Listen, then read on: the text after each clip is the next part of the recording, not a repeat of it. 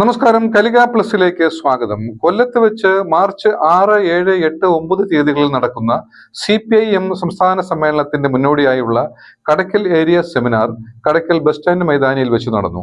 കേരളം ഇന്നലെ, ഇന്ന്, നാളെ എന്നതായിരുന്നു വിഷയം. പരിപാടികളുടെ ഉദ്ഘാടനം CPIM കേന്ദ്ര കമ്മിറ്റി അംഗം KK ശൈലജ ടീച്ചർ ഉദ്ഘാടനം നിർവഹിച്ചു.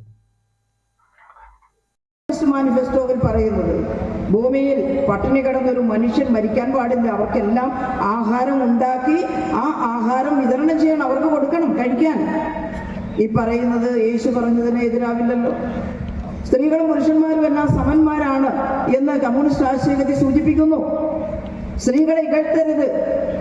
അവരങ്ങനെ രണ്ടാം ജന്മമല്ല, അല്ലെങ്കിൽ രണ്ടാം തരം അല്ല.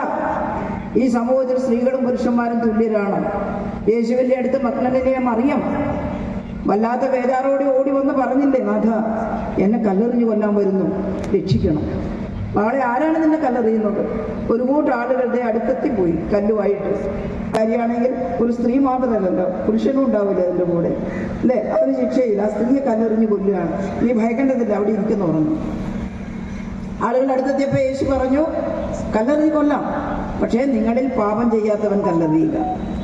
നമ്മൾ പറഞ്ഞ ആളുകൾ കല്ലെറിയും. കാരണം പാപം ചെയ്തത് പെട്ടെന്ന് മനസ്സിലാക്കാൻ നമുക്ക് കഴിയില്ല. പോലീസിൻ്റെ സഹായത്തോടെ അന്വേഷണമൊക്കെ നടത്തിയാലേ കഴിയുള്ളൂ. പക്ഷേ യേശുദേവനിൽ അവർക്ക് വിശ്വാസം ഉണ്ടായിരുന്നു. പാപം ചെയ്തത് ആരാണെന്ന് യേശുവിനറിയാം. അതുകൊണ്ട് അവർ പേടിച്ചിട്ട് കല്ലെറിഞ്ഞില്ല, തിരിച്ചുപോയപ്പോൾ യേശു പറഞ്ഞു, മകളെ നീ മടങ്ങിപ്പോയിക്കൊള്ളുക, നിന്റെ വിശ്വാസം നിന്നെ കാക്കും, നീ നല്ല സ്ത്രീയായിട്ട് ജീവിക്കുക എന്ന് പറഞ്ഞു. സ്ത്രീ പുരുഷന്മാരോട് തുല്യമാണ് എന്ന സന്ദേശം അതിനകത്തുണ്ട്. അതൊക്കെ തന്നെയാണ് മാർക്സിസത്തിൻ്റെ ചേരുവയായിട്ട് കാൾ മാർക്സും എംഗൽസും എടുത്തത്. 6-ാം നൂറ്റാണ്ടിൽ മുഹമ്മദ് നബി അന്ധവിശ്വാസ ജടിലമായൊരു സമൂഹത്തിൽ തന്നെ കൊണ്ടാകാവുന്ന അത്ര അത് ദൂരീകരിക്കാൻ പ്രവാചകൻ ശ്രമിച്ചിട്ടുണ്ട്. പ്രവാചകൻ ഇന്നത്തെ കാലത്തെ പോലെ ഒരു വലിയ വിപ്ലവകാരി അങ്ങനെയൊന്നും പറയാനൊന്നും പറ്റില്ല. പക്ഷേ അന്ന് എന്തൊക്കെ മൂഢ തർക്കങ്ങളായിരുന്നു സമൂഹത്തിൽ നടന്നിരുന്നത്. സ്ത്രീകൾ ദൈവത്തിൻ്റെ അംശമല്ല, സ്ത്രീകൾക്ക് ഹൃദയം എന്ന് പറയുന്ന അവയവമില്ല, അതുകൊണ്ട് പുരുഷന്മാരെ പോലെ തുല്യരല്ല സ്ത്രീകൾ എന്ന് പറയുന്ന ഒരു കാലഘട്ടത്തിൽ പ്രവാചകൻ പറഞ്ഞത്, ഈ ഭൂമിയിൽ ധർമ്മനിഷ്ഠമായ ജീവിതം നയിക്കുന്ന സ്ത്രീക്കും പുരുഷനും അല്ലാഹു പ്രതിഫലം ഒരേപോലെ കരുതി വെച്ചിട്ടുണ്ടെന്നാണ്. വ്യത്യസ്തമായിട്ടൊന്നല്ല, ഒരേപോലെ കരുതി വെച്ചിട്ടുണ്ട്. അങ്ങനെയാണെങ്കിൽ ഒരേപോലെയാണ് എന്നതല്ലേ അത് നൽകുന്ന പാഠം. ട്രേഡ് യൂണിയൻ്റെയും കർഷക സംഘത്തിൻ്റെയും ഒക്കെ നേതൃത്വത്തിൽ നടക്കാൻ ഇടയായിട്ടുള്ളത് ഈ ആശയഗതികളാണ്. 1920 കമ്മ്യൂണിസ്റ്റ് പാർട്ടി CPI പറയുന്നത് 25 അടിസ്ഥാന വർഷമായിട്ട് എടുക്കുന്നത്. കമ്മ്യൂണിസ്റ്റിലേക്ക് CPIM എത്തിയത് എന്നുള്ളത് യാഥാർത്ഥ്യമാണ്. നമുക്കറിയാം, അതിൻ്റെ പ്രചാരണങ്ങൾ കൊല്ലം ജില്ലയിലും നമ്മുടെ സംസ്ഥാനത്തുമൊക്കെ വളരെ വിപുലമായ നിലയിൽ അത് ചുവരുകളിൽ കാണുന്നുണ്ട്, അത് ബോർഡുകളിൽ കാണുന്നുണ്ട്.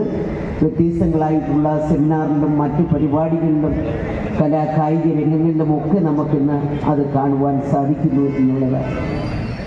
നമുക്കറിയാം, ഇന്നത്തെ സെമിനാർ വിഷയം ഇന്ന് എടുത്ത് കൊണ്ടുവന്നത് കേരളം ഇന്നലെ ഇന്നും എന്ന ഒരു വിഷയത്തിൽ ഊന്നി നിന്നുകൊണ്ടാണ് ഇത്തരത്തിലുള്ളൊരു സെമിനാർ. പ്രത്യേകിച്ച് നമ്മുടെ കടയ്ക്കൽ നിയോജക മണ്ഡലത്തിൽ ഇവിടെ ഈ കടയ്ക്കൽ കേന്ദ്രീകരിച്ചുകൊണ്ട് തന്നെ ഇത് സംഘടിപ്പിക്കുവാൻ മുൻകൈ എടുത്ത ഈ പാർട്ടി ഘടകത്തിനെ ഞാൻ അഭിനന്ദിക്കുകയാണ്. അതോടൊപ്പം തന്നെ നമുക്കറിയാം, ഈ സമ്മേളനം നമ്മുടെ ഇന്ന് കേരളത്തിൻ്റെ വളരെയേറെ ചർച്ച ചെയ്യപ്പെടുന്ന ഒരു വിഷയം ഏറ്റെടുത്തുകൊണ്ടാണ് അതിനെ ആസ്പദമാക്കിയിട്ടുള്ളൊരു സെമിനാറാണ് ഇവിടെ സംഘടിപ്പിക്കപ്പെട്ടത്. കേരളം ഇന്നലെ, ഇന്ന്, അതോടൊപ്പം തന്നെ നാളെ ഇത് കേൾക്കുമ്പോൾ വളരെ ലളിതമായി തോന്നുമെങ്കിലും ഈ 3 വാക്കുകൾക്കുള്ളിൽ കേരളം എന്ന ഒരു കൊച്ചു സംസ്ഥാനത്തിൻ്റെ അതിസങ്കീർണമായ ഒരു സാമൂഹിക പരിണാമത്തിൻ്റെ ചരിത്രമാണ് ഇന്ന് ഉള്ളടക്കം ചെയ്തിട്ടുള്ളത്. ക്രിസ്തുവിൻ്റെ 200 വർഷങ്ങൾക്ക് മുമ്പ്, ക്രിസ്തുവിനും 200 വർഷങ്ങൾക്ക് മുമ്പ് തന്നെ കേരളവും തമിഴ്നാടും ഒഴിച്ചുള്ള ഇന്ത്യൻ ഉപഭൂഖണ്ഡത്തെ ഭരിച്ച മഹാനായ അശോക ചക്രവർത്തിയുടെ ശിലാശാസനങ്ങളിലാണ് കേരളം എന്ന പേര് നമുക്കാദ്യമായി കാണുവാൻ കഴിയുന്നത്. സംഘകാലത്ത് തമിഴകവുമായും ചേര രാജവംശങ്ങളായും വിഭജിക്കപ്പെട്ട, ഒടുവിൽ മലബാറും തിരുവിതാംകൂറും കൊച്ചിയും എല്ലാം ചേർന്ന് രൂപം കൊണ്ട കേരളത്തിൻ്റെ ഭൂതവും വർത്തമാനവും സാമൂഹിക സമത്വത്തിനായി നടന്ന പോരാട്ടങ്ങളുടെ ഒരു സമര ചരിത്രം കൂടിയാണ്. ജാതി ജന്മി വ്യവസ്ഥയിലൂന്നിയ നമ്മുടെ കേരളീയ സമൂഹത്തിൻ്റെ രൂപീകരണത്തിന് അടിസ്ഥാനമായി പ്രവർത്തിച്ച ഘടകം ഇരുമ്പിൻ്റെ കണ്ടുപിടുത്തമാണ്.